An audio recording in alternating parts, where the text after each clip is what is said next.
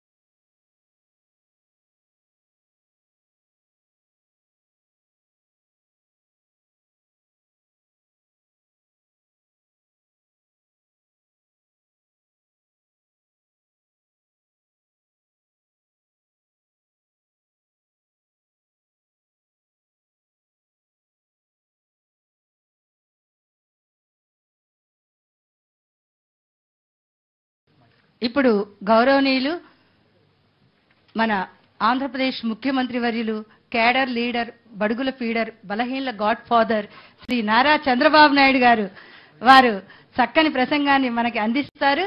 వారి కర్తృత్వం, ధాతృత్వం, భాతృత్వం, సౌభ్రాతృత్వంతో ఆంధ్రప్రదేశ్ అభివృద్ధి చెందాలి అనే ఆశ, ఆకాంక్ష, ఆశయం, ఆదర్శం, అభిలాష తోటి వారిని ప్రార్థిస్తున్నాను. మీ ఇద్దరు కృష్ణార్జున్ లాగా మంతనాలు చేసుకుంటూ చక్కగా రాష్ట్రాన్ని ప్రగతి పథంలో నడిపించాలనేదే మా కోరిక. తెలుగు లెక్చర్ మీరు టీచరా లేకపోతే ఏంటి? మీరు టీచరా? ఏది తెలుగు టీచర్వే? సబ్జెక్ట్ ఓకేమ్మా, ఓకే ఓకే ఓకే. నువ్వు అవి కూడా చాలా గట్టిగా చెప్పేస్తున్నావు. ఓకేమ్మా.